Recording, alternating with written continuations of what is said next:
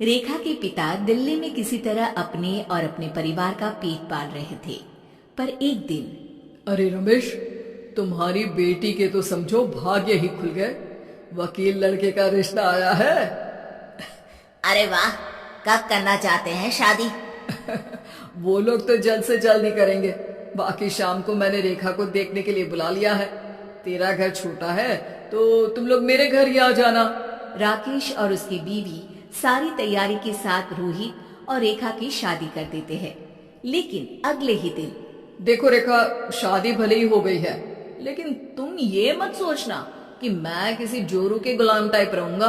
रेखा को रोहित की बात अजीब लगती है। मैं ये तो सोच भी नहीं सकती और ना ही चाहती हूँ, लेकिन शादी के अगले ही दिन इस तरह की बात की उम्मीद भी नहीं थी। रोहित रेखा के मुंह से ये बात सुनकर गुस्सा हो जाता है। अरे, काफी जबान भी चला लेती हो। माँ ने सिखाया नहीं कि पति से कैसे बात करते हैं? रेखा अब चुप रहने में ही भलाई समझती है। रेखा, जल्दी से नाश्ता तैयार कर लो। आज पहला दिन है, सारे काम तुम्हें समझा दूंगी। ये नौकरानी है जो तुम्हें बता देगी कि कैसे कैसे क्या करना है। फिर इसकी कल से छुट्टी है। रेखा भी ससुराल में जी जान लगाकर काम करने लगती है। खाली समय मिलता तो पति के वकालत की किताब उठाकर पढ़ने लगती। ये क्या, जब देखो तब पढ़ती रहती है। अच्छा सुन, कल पिता के घर से 20,000 रुपये लेकर आना। मेरे छोटे बेटे की फीस भरनी है। लेकिन पापा क्यों भरेंगे उसकी फीस? अरे वाह जी वाह, पापा क्यों भरेंगे? तो ये बता, हम क्यों रखेंगे तुझे यहाँ? क्यों खाना देंगे फ्री में? अरे, क्योंकि मैं बहू हूँ इस घर की। तभी वहाँ रोहित आ जाता है। अरे वाह, बड़ी जबान चला रही हो। चुपचाप माँ जो कह रही है वैसा कर, वरना सामान उठा और जा अपनी झोपड़ी में। बेचारी रेखा क्या करती, पिता के घर जाती है, उनको सारा हाल बताती है। पिता भी जैसे तैसे पैसों का इंतजाम कर बेटी को ससुराल के लिए विदा करते हैं। देखा, अब कहाँ से आए पैसे? अरे बहुत माल है तुम लोगों के पास, बस सीधी उंगली से निकालते नहीं। नहीं नहीं माँ, पापा ने अपनी मोटरसाइकिल बेचकर पैसों का इंतजाम किया है। पता नहीं अब वो ऑफिस कैसे जाएंगे। अरे वाह भाई, ये भी हम सोचे।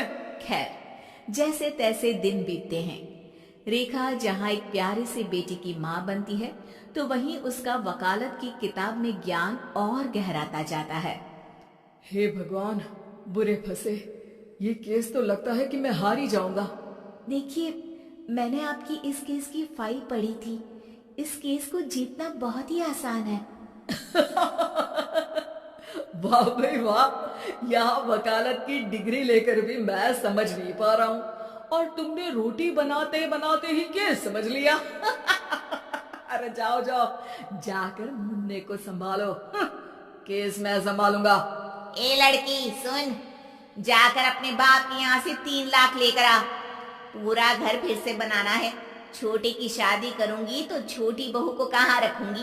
पूरा घर तो तूने घेर रखा है। ऐसा मत बोलिए माँ जी, पापा इतना पैसा कहाँ से लाएंगे? अब तो वो रिटायर भी हो गए हैं। हाँ, तभी तो बोल रही हूँ, रिटायरमेंट के पैसे तो मिले होंगे ना। लेकिन वो अगर आपको दे देंगे तो बुढ़ापा कैसे काटेंगे? रोहित रेखा की बात सुनकर गुस्सा हो जाता है। ए सुन, चल अपना सामान उठा, अपना बच्चा उठा और निकल यहाँ से। रेखा के लाख आग्रह के बाद भी रोहित और उसकी सास उसे घर में नहीं रखते। पापा, मैं तलाक चाहती हूँ। बेटा, मेरे पास वकील के पैसे नहीं है।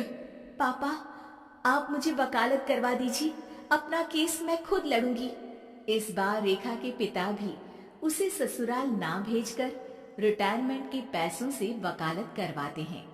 और फिर एक दिन कोर्ट के बाहर, रोहित, आज तुम अपना ही केस हार गए, वो भी उस लड़की से जिसकी तुमने कभी कदर ही नहीं की। रेखा, मुझे माफ कर दो। मैं इतनी बड़ी अमाउंट कहाँ से लाऊंगा? मैं हर महीने पैसे नहीं दे सकता तुमको। पैसे वहीं से लाना जहाँ से तुम मेरे पापा को लाने के लिए मजबूर करते थे। एक पिता अपनी बेटी की शादी उसकी खुशहाली के लिए करता है, ना कि सारी जिंदगी कर्जदार बनने के लिए। अरे, मेरे ही बेटे की किताब पढ़ पढ़ कर ज्ञान बांट रही हो। वकालत की किताब तो ससुराल में ही पड़ी थी ना। बिल्कुल, यहाँ मेरी गलती रही। जिस पैसे से मैंने इसकी शादी की थी, मुझे वो पैसे पहले इसकी पढ़ाई में लगाना चाहिए था। और आज रेखा एक जानी मानी वकील के रूप में काम कर रही है।